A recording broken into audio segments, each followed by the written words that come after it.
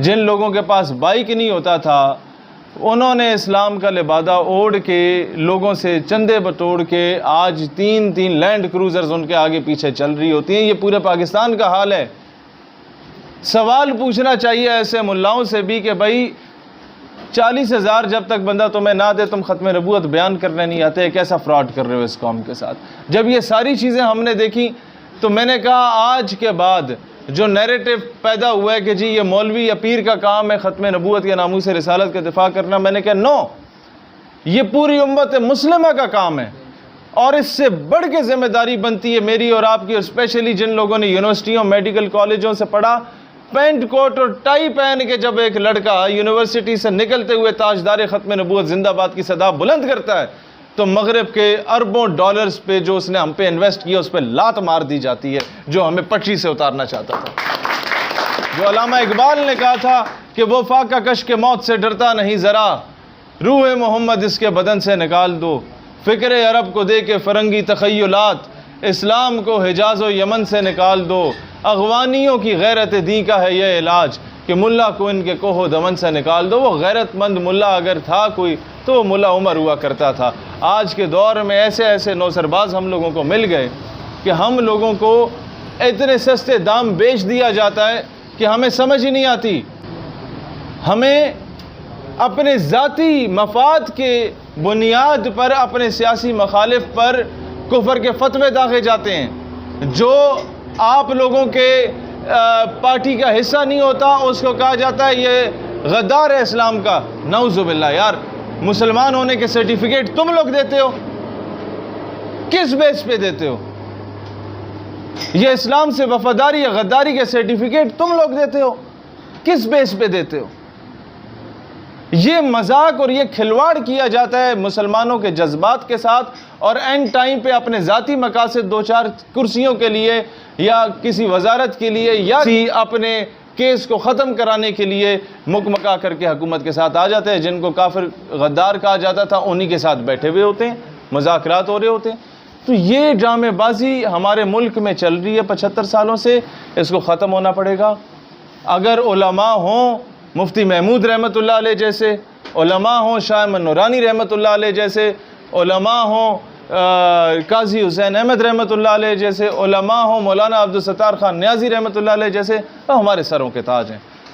लेकिन अगर कोई करे नौसरबाजी इस बुनियाद पे और नाम बेचे इस्लाम का, तो भाई फिर उससे बेहतर ये सारे हमने नौजवानों को तैयार किया है कि पाकिस्तान में तैयब अर्दगान मॉडल जिस तरह आया था तुर्कों में, इस तरीके का मॉडल आएगा। ऐसे पेंट कोट वाले मौलवी क्रिएट करेंगे कि किसी को समझ नहीं आएगी कि सिस्टम में बंदा घुस गया है, वो बड़ा अफसर बन गया। बाद में पता चलता है कि जनाब ये तो हाफिज़ कुरान भी है, इसने तो दर्स निज़ामी भी किया हुआ है। और इंशाअल्लाह ताला ऐसे इस्लामी निज़ाम आएगा, दुनिया पर राइज होगा कि लोगों को समझ नहीं आएगी कि हो क्या गया। हर किस्म का नौसरबाज हमारे मुल्क में हुक्मरान के तौर पर आए।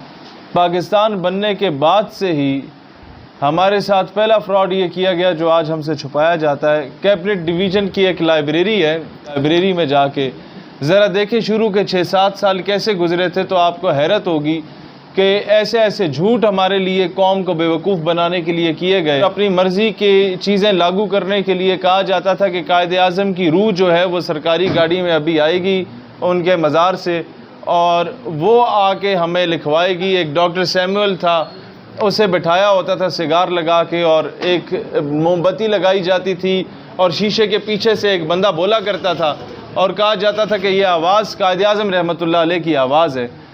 और जो वो चाहते थे अपनी मर्ज़ी के फ़ैसले करवाए कायदे आज़म के नाम पे, और आवाम कायदे आज़म को क्योंकि वली कामिल मानती थी और वो थे वली कामिल, लेकिन इस बेस पे आवाम को बेवकूफ़ बनाया गया। चाहे वो कोई बहुत ही बड़े मनसब पे फाइज क्यों ना हो, तो मैं बोलूँगा कि मेरी रियासत पाकिस्तान पहले है, तुम्हारी अमेरिका की जो ग़ुलामी है वो बाद में होगी, उसको हम तस्लीम नहीं करेंगे। तुम्हारे मनसब और ओहदे का अदब एहतराम अपनी जगह होगा, लेकिन अगर मेरे मुल्क को फॉर सेल करने की कोशिश करोगे तो फिर सॉरी, मेरा जो पाकिस्तान है वो मेरे लिए पहले है। तुम्हारे ओहदे जूते की नोक पे हैं, मेरा पाकिस्तान है तो तुम्हारे ओहदे हैं। यहाँ माओ ने अपनी बेटियों को कुओं में छलांगे लगवा दी थी 1947 में कि किसी नापाक बनिया का हाथ ना लगे हमारी बेटियों को, उसके बाद पाकिस्तान बना था। यहाँ हमारे महाजिरों के बहनों को उनके चीर फाड़ के उसके अंदर से जो प्रेग्नेंट औरतों के जो बच्चे होते थे उनको दोनों टांगों से खींच के चीर दिया जाता था मां के सामने, तब पाकिस्तान बना था। उसको तुम इतने अमेरिका के सामने बेच दो, सॉरी हम नहीं बेचने देंगे इंशाअल्लाह ताला, हम मुकाबला करेंगे इस चीज़ का। हमारा Pakistan is not for sale. Doctor Aafia Siddiqui, उसकी वालदा कल अपनी बेटी की आज़ादी का ख्वाब लिए इस जहान फ़ानी से कूच कर गई, फौत होगी बेचारी। ज़रा सी भी शर्म, हया, गैरत नाम की चीज़ अगर हमारे हुक्मरानों में है तो उन्हें शर्म से मर जाना चाहिए कि इतने अरसा हो गया है, 20 सालों से किसी भी हुकूमत ने डॉक्टर आफिया का नाम नहीं लिया। और इलेक्शन कैंपेन में ये सब उल्लू के पट्टे जो हैं डॉक्टर आफिया की वालदा और बहन को साथ लेके जाते थे कि हम तुम्हारे साथ खड़े होंगे, हम कुर्बानियाँ देंगे। बाद में इनकी ज़ुबानें लड़खड़ाया करती थीं डॉक्टर आफिया का नाम लेते हुए। एमल कांसी को उठा के हमारे मुल्क से ले गए, किसी ने जुर्रत नहीं की बात की। यार हम लोग अपना मर्तबा मकाम भूल गए। हम न्यूक्लियर स्टेट हैं, 60-65 इस्लामी ममालिक में वाहिद इस्लामी रियासत है जो एटमी ताकत रखती है। दुनिया में सबसे ज़्यादा ऑयल प्रोड्यूसिंग कंट्रीज़ जो है वो मुस्लिम कंट्रीज़ हैं। उन्हें पता है कि पाकिस्तान बेशक मकरूज़ है, गरीब है, जो मर्जी है, लेकिन हम पे मुश्किल वक्त आएगा तो इसकी फ़ौज हमें प्रोटेक्ट करेगी। तो फिर हमारे पास कोई बंदे का पुत्र लीडरशिप होनी चाहिए जो उन अरब कंट्रीज़ को कहे कि जनाब हम प्रोटेक्ट ज़रूर करेंगे। लेकिन हमारे कर्ज़ों से, IMF की ग़ुलामी से, वर्ल्ड बैंक की ग़ुलामी से और अमेरिका की ग़ुलामी से निजात तब भी होगी जब हम अपने कर्ज़े उतार के इनके मुंह पे मारेंगे और वो तुम हमें मदद कर सकते हो। लेकिन क्या होता है, ये तो अपना कमीशन लेने के लिए बैठे होते हैं सारे। ये तो सब उल्लू के पट्टे जो हैं, ये ने तो इसलिए सऊदीया पसंद है कि जनाब हम जब भागेंगे तो सऊदीया में पनाह ले लेंगे या UAE में पनाह ले लेंगे। उन्हें इसलिए क्यों नहीं पसंद करते कि यार हमारे कर्जे भी तो ये ममालिक उतार सकते हैं, इनके लिए तो कुछ भी नहीं है, ये तो आराम से उतार सकते हैं। क्यों नहीं किया जाता? इसलिए नहीं किया जाता कि हमारे मुल्क में लॉन्ग टर्म पॉलिसीज बनाई नहीं जाती। एक शख्स आके 2 साल के लिए पॉलिसी बनाता है और चला जाता है, एक शख्स आके सियासतदान 4 साल के लिए, 5 साल के लिए अपनी हुकूमत तक की पॉलिसी बनाता है और चला जाता है। मेगा प्रोजेक्ट कभी नहीं करेगा कि इस प्रोजेक्ट को 8 साल लगेंगे तो जनाब शुरू तो मैं करूँगा, फंड मेरी गवर्नमेंट देगी, इफ्तिताह इसका कोई और वज़ीर आज़म आके कर देगा, तो ये क्यों करूँ कि उसे क्रेडिट जाए। ये क्रेडिट की गेम में हमने पाकिस्तान का सत्यानाश मारा है।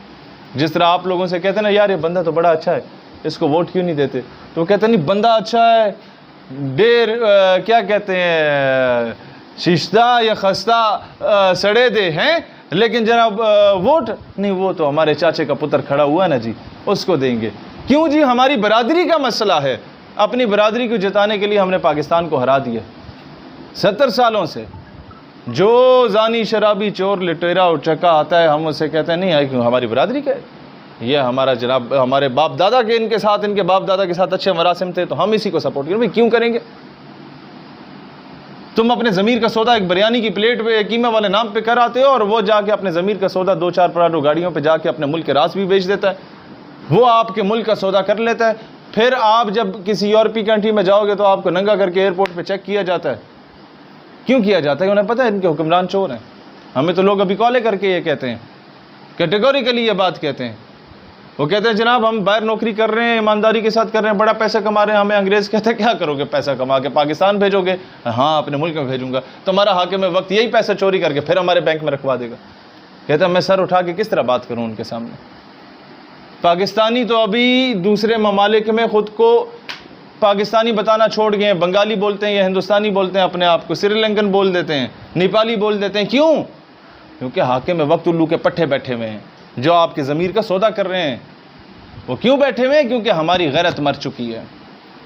हम लोगों ने बंदे के पुत्र इलेक्ट नहीं किए, वो जो मर्जी जमात हो हम लोगों ने वो एक बंदा रखा होता है कि बस इसकी ग़ुलामी करनी है, फिर इसके बेटे की करनी है, फिर उसके पोते की ग़ुलामी करनी है। नहीं, ये मुझे बताओ, जाके पूछे, दलील की बुनियाद पे फैसले करें। आज जाके कहे कि जनाब मियाँ नवाज शरीफ लीडर था, चलो चलो मान लेते हैं, शहबाज शरीफ को भी मान लेते हैं, चलो उसका भाई है। मरियम बीबी को कैसे लीडर माने? अच्छा मरियम बीबी में क्या खासियत है कि वो नवाज शरीफ की बेटी है, इसके अलावा उसका क्या तारुफ है? आप बता सकते हैं? कोई तारुफ है उसका? बिलावल साहब में क्या खासियत है सिवाय इसके कि वो बेनज़ीर या जरदारी का बेटा है और भुट्टो का नवास है? वो खुद क्या है? उसका क्या तारुफ है, वो कोई मुझे बता सकता है? मेरे दोस्त बैठे हुए होंगे यहाँ पीपल्स पार्टी के, मुझे बताएं, एक आम आदमी में, पढ़े लिखे आदमी में आप क्या बिलावल का दिफा कर सकते? किस मुंह से करेंगे? क्या बोल के करेंगे? ये कौन है? ये किस बुनियाद पे करेंगे दिफा? तो फिर क्यों ये जदी पुश्ती गुलामी कर रहे हैं हम लोग, और किन के पीछे कर रहे हैं? जिन लोगों ने हुकूमतें इस वजह से गिराई कि जनाब ये अमेरिका की गुलामी नहीं करनी, तो बस ठीक है, जब तक अमेरिका की गुलामी कर रहे थे 3 साल तक अच्छे थे, जब गुलामी की जंजीरी तोड़ने की बातें की तो बस बुरे हो गए। हमारे हर हाकिम वक्त ने, किसी ने रूस को अपना काबा किबला बनाया, किसी हाकिम वक्त ने चीन को बनाया, किसी हाकिम वक्त ने अमेरिका को बनाया। हम लोग बड़े कैटेगोरिकली पाकिस्तान नजरियाती पार्टी की बात कहती है कि हम जब हाकिम हुकूमत में आए इंशाअल्लाह ताला सबसे बड़े अच्छे दोस्ताना ताल्लुकात होंगे, सबको भाई बनाएंगे, बाप किसी को नहीं बनाएंगे इंशाअल्लाह ताला, बराबरी की सतह पर बात होगी। तो मैं नहीं कहता कि आप हर बंदे से जाके जंग कर लें, आप सारी यूरोपीय यूनियन को भाई बनाओ ना, बाप क्यों बना रहे हो? उनमें हम में किस चीज़ की कमी है? उनका बड़े से बड़ा इंजीनियर ला के बिठा दो, मेरे दरा आजम खेल का अंडर मैट्रिक पठान बिठा दो सामने, वो उस तरह का हथियार बना के दिखा दे जिस तरीके का मेरा अंडर मैट्रिक दरा आजम खेल का पठान बना के दिखाता है, तो मैं सियासत छोड़ने को ऐलान कर देता हूँ। कौन से टैलेंट की कमी है? कौन से टैलेंट की कमी है? तुम लोग 3-3 लाख के ग्लॉक बेचते हो रूस में, अमेरिका में, वही मेरे दर आदम खेल का बंदा 7,000 में बेच के तुम्हारे मुंह पे तुम्हारी टेक्नोलॉजी मारता है।